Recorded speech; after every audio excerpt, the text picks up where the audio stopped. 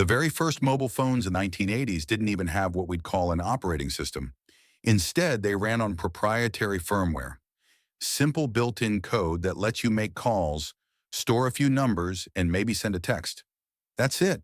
One of the most famous examples was the Motorola dynatac 8000X, released in 1983. This giant brick phone weighed nearly 2 pounds and cost almost $4,000, the price of a used car back then. But despite its size and cost, it became a cultural icon. In the 1987 movie Wall Street, Gordon Gekko, played by Michael Douglas, is seen walking on the beach with a dynatac in hand, a symbol of power and wealth. Other celebrities, from Hollywood stars to Wall Street bankers, proudly carried them as status symbols. Brands like Motorola, Nokia, and Ericsson dominated this early era. Each phone had its own unique software, built from scratch for that device only. There were no apps, no downloads, and no app stores. These early proprietary systems weren't smart at all, but they paved the way for the real smartphone operating systems that would come later.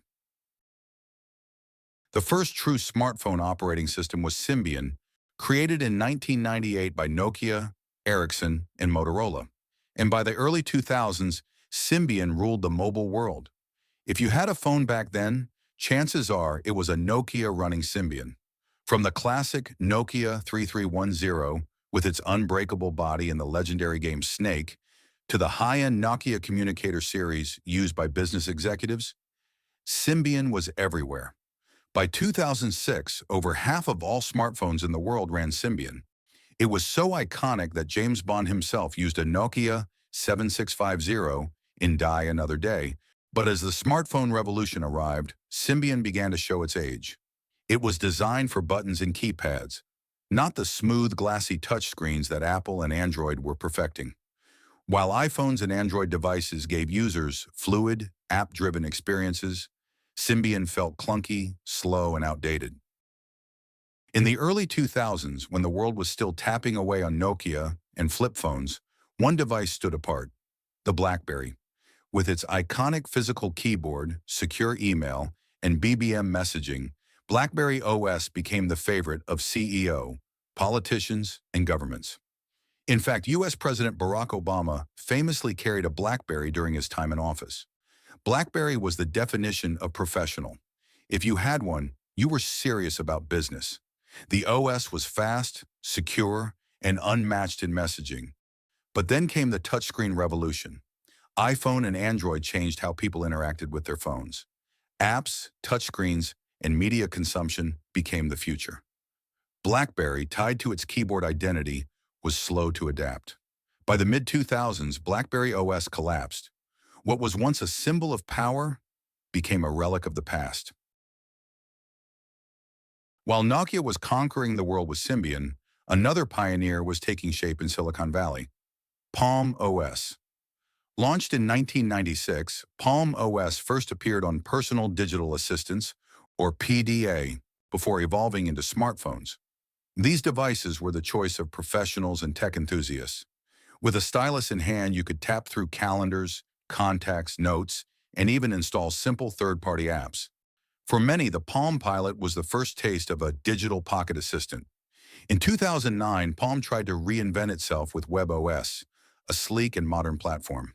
It introduced swipe-based gestures for multitasking, the very same ideas that Apple and Android would later adopt and refine. Critics loved its design, calling it ahead of its time, but Palm didn't have the financial muscle or ecosystem to compete with Apple's iPhone or Google's Android army. Palm phones faded into history, but WebOS never truly died.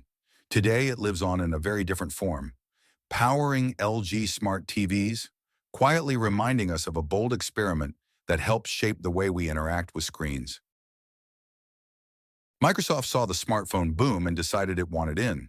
In 2010, they launched Windows Phone, a bold reimagining of mobile. Unlike iOS and Android, Windows Phone introduced the Live Tiles interface, colorful squares that updated in real time with messages, weather, and news. It was clean, modern, and ahead of its time. For a moment, it seemed like a real challenger, but the app gap killed it. Developers didn't flock to Windows Phone. and users found themselves missing popular apps. Even though the OS was smooth, reliable, and stylish, it couldn't survive without apps. In 2017, Microsoft officially ended support. Windows Phone, like BlackBerry, became another casualty in the smartphone wars. In January 2007, Steve Jobs walked onto the stage at Macworld and held up a device that would redefine technology, the iPhone. It had no physical keyboard, no stylus, no tiny buttons, just a sleek multi-touch screen that you controlled with your fingers. When the App Store launched a year later, it turned the iPhone into more than a phone. It became a platform, one that could play games, book flights, order food, and connect the world in ways no one had imagined. But Apple wasn't alone. In 2008, Google unveiled Android, an open-source alternative designed for everyone else. Unlike iOS, Android could run on almost any brand's phone, from Samsung and HTC to Motorola, Sony, Huawei, and beyond. This flexibility, paired with Google's services, made Android explode in popularity. Samsung's Galaxy series in particular pushed Android into the hands of millions, rivaling Apple step for step. Together, iOS and Android crushed the competition. Symbian, BlackBerry, Palm, and Windows Phone all fell in their shadow. And today, these two operating systems control more than 99% of the global smartphone market. As iOS and Android rose to dominance, a wave of challengers appeared, each trying to find a different path forward.